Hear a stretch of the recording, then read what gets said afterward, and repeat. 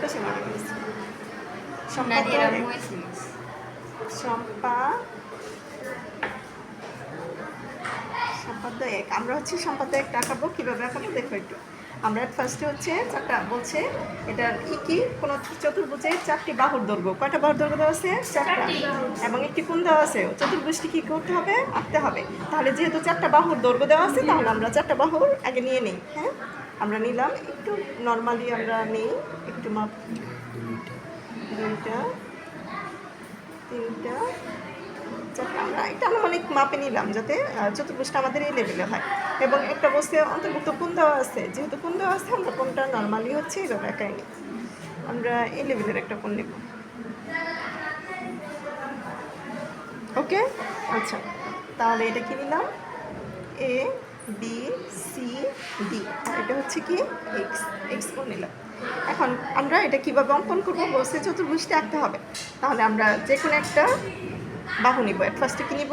যে কোনো একটা বাহু ডি সি ডি ই নেই। রেডি নোট যেভাবে বই করছে আমরা সেভাবেই করি আপাতত। অথবা তোমরা অন্য কিছুও করতে পারো, কোনো সমস্যা নাই। এখন বিই যে করতে হবে এরকম না, তুমি বি জিও করতে পারো, এস সিও করতে পারো, যা খুশি তাই করতে পারো, কোনো সমস্যা নেই। আমরা বই থেকে করলাম বিই। বি যে কোনো একটা রশ্মি নেই। তারপরে হচ্ছে এ বাহুর সমান করে, এ বাহুর সমান করে এই যে এই অংশটা সমান করে একদম এটা সমান করে। এখন যদি মনে করো তোমার যদি একটু বেশি থাকে, মনে করো এটা দাগ একটু বেশি রয়েছে, এটা আমি বেশি নিলাম না, আমি যতটুকু কাটছি এতটুকুই নিয়েছি। হ্যাঁ, তুমি এইভাবেও নিতে পারো। এই যে এই অংশটা আমরা বিসি অংশ কেটে নিই। বিসি অংশ কেটে নিই। বিসি রেখাংশের যে বিন্দুতে বিসি রেখাংশের কোন বিন্দুতে? বি বিন্দুতে এক্স এর সমান করে একটা কোণ আঁকাবো। যেমন এই যে এই এক্স এর সমান করে দেখো এখানে আমি এতটুকু নিলাম। ফর এক্সাম্পল এটা যে একদম তোমার যে কোনো মাপই হইতে পারে, এটা কোনো সমস্যা নেই। আমরা যে কোনো একটা কোণ নিলাম, এই যে ঠিক এই মাপেই এটা কাটবো। এবং এই যে এই মাপটা আছে, এটা এই মাপে এখান থেকে এটা কাটবো। যেখানে সেট করবে, দুইটা বিন্দু যেখানে সেট করবে সেখানে হচ্ছে কি করব? এটা মিলে এটা এই যে এটা এখানে মিলাবা এর ফার্স্টে। এই যে এখানে বিন্দু দিয়ে এটা মিলাবা। স্কেল একটু এদিকে আনো, এই যে এদিকে। এখন মিলছে, এটা মনে করো বি এফ। তাহলে একটা কোণ আঁকাইছি সি বি এফ কোণ। কোনটা? বিসি রেখাংশের বি বিন্দুতে এক্স কোণের সমান করে। তাহলে এই কোণটা কি কোণ? এক্স কোণ। এক্স কোণের সমান করে সি বি এফ কোণ আঁকি। এখন বি এফ রশ্মি থেকে বি এর সমান করে, কার সমান করে? বি এর। রেসপন্স করো। বি এর সমান করে, সবাই রেসপন্স করো। এই যে বি এর সমান করে, এই যে বি এর সমান করে বি এ অংশ কেটে নিই। যে এই অংশটা কেটে নিলাম। এটা মনে করি আমি এ বিন্দুতে সেট করছে। কি বিন্দুতে সেট করছে? এ বিন্দুতে। এখন এ এবং সি কে কেন্দ্র করে, এই দুইটাকে কেন্দ্র করে সি এবং ডি রেখা অংশের সমান করে, এই যে একটা সি রেখা অংশের সমান করে এটা থেকে এটা কাটো, আর ডি অংশের সমান করে ওইটা কাটো।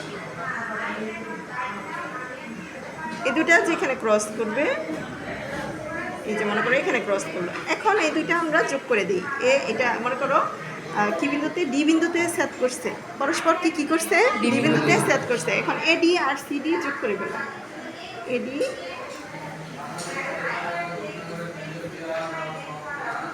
এ ডি এবং সিডি যোগ করে দিলাম। এখানে যখন ধরবা এখানে পেন্সিলটা একবারে আগে সোজা করে নিতে হবে। হ্যাঁ,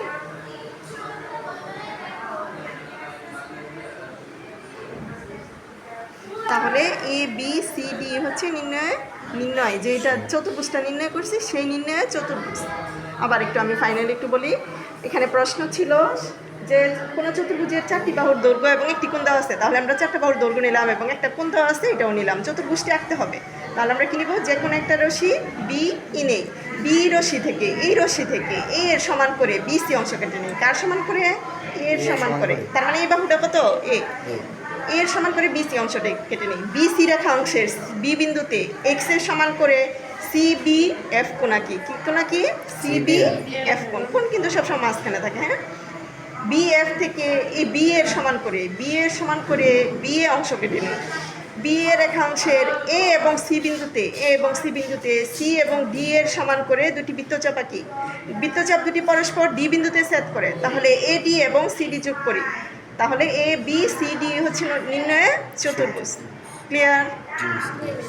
ওকে, থ্যাংক ইউ।